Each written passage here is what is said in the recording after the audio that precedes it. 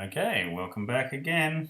Last time we used the scatter brush, got a nice little scatter brush pattern on it, and now guess what? We're going to do some more shading.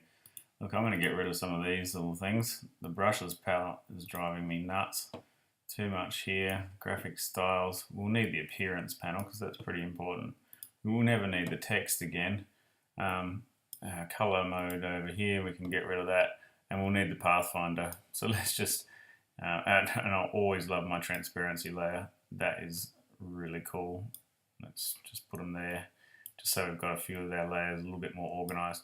Oh, and if you haven't done so already, it's a good idea to keep saving. So File, Save, which I've already done because that's what I do. Good idea to keep saving as you go. And if you want, save this with a different name and maybe add a 1 to it, and then if you do a mistake or if you miss something that I've done and you want to go back and change it, you can just go back to the one that you started with beforehand. Okay, we're going to make some shading now because we've got a bit there, but we want to have more. You can never have too much shading, really, can you? Let's select our text layer like so. And we want to, again, this is part of the fun of it all, is Control C, Control F, Control F, and then we want to select the middle text layer, the both copies of it, and then click. We want to move the bottom copy like so. So the bottom copy of it, and let's move that up 1, and to the right 1. Okay, really good. Then we want to select both copies, so both copies, top and the bottom, and then we'll do minus front like so. And then we've got to turn it into a compound path. So Control 8, doing Apple speak. And then we want to fill that compound path with 255, 131, and 0. And then turn its opacity down to 80, like so. All right. Now, you're going to get sick of this. We're going to do it again. Select the text again. Make 2 copies. So Control C, F, and F. Select the bottom copy of it, and we're going to move it 3 up and 1 to the right. Okay, so I've selected the bottom copy, 3 up, 1, 2, 3, 1 to the right. Okay, select both the copies of it, select that minus front again, and then we're going to make it into a compound path. Okay, and once we've made it a compound path, I'm going to fill it again with 255, 131, and 0. And this time, opacity, we'll make the opacity 30%, like so. So it's like a very, very faded little section.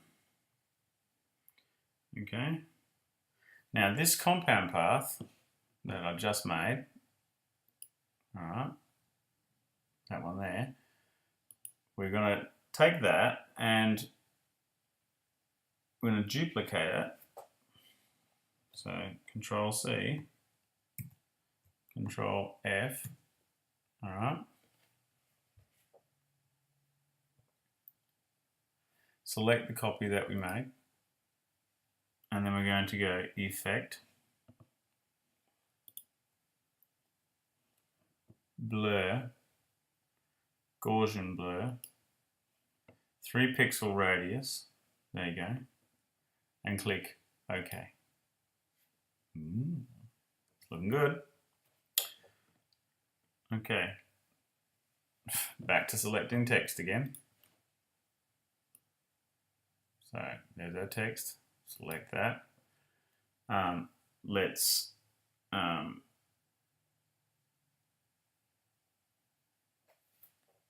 get both copies. We're going to select text. Let's make 2 copies again. Control C, F and F. Select the bottom copy. Move it 6 pixels up. 1, 2, 3, 4, 5, 6 pixels up. And then 1 pixel to the right. Select both of the copies, like so. Do the minus front button in the Pathfinder, like so. Now we're going to make it into a compound path, so Control 8. Fill it again. Oh, I keep forgetting to press my Shift key. There we go. Fill it with 255. You should know these off by heart by now. 131. Why should I say that when I don't remember it every time I'm doing it? 131 and 0. And then drop this opacity right back down. We'll go down here. Drop it back down to 10%. So it's like the most faded of fades. Okay. And then you can see that this is starting to look quite cool and quite realistic. Again. Right, so let's go back, select our text once more. Well, we've got a few to do yet. And we're going to make 2 copies again. Control C, Control F, and Control F. So there's our 2 copies.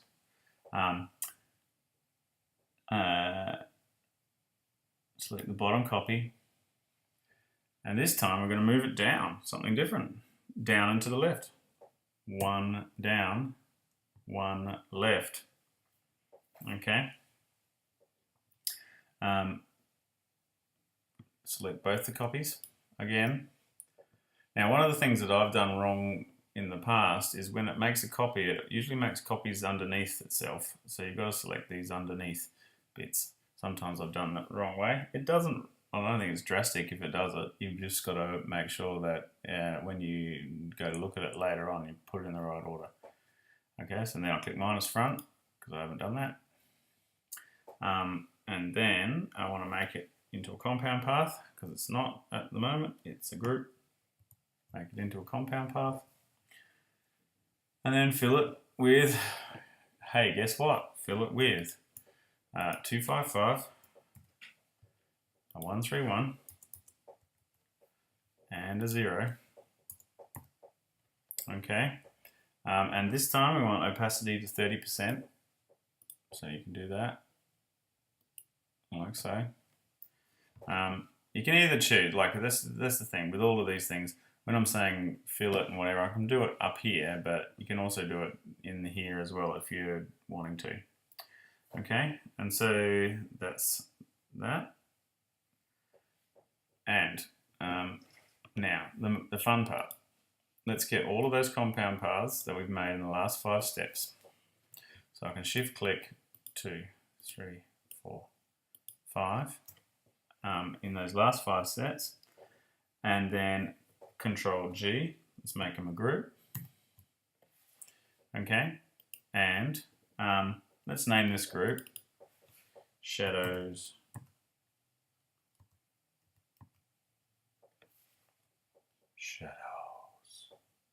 Okay.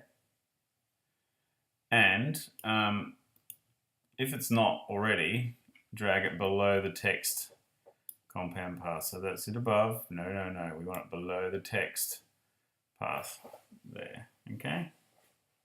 Make sense? It's looking good. Good. So then, there you go. Like, it is starting to really look blurry, honey, dribbly with shadows, because you might have light on it from various angles and things. It's kind of cool.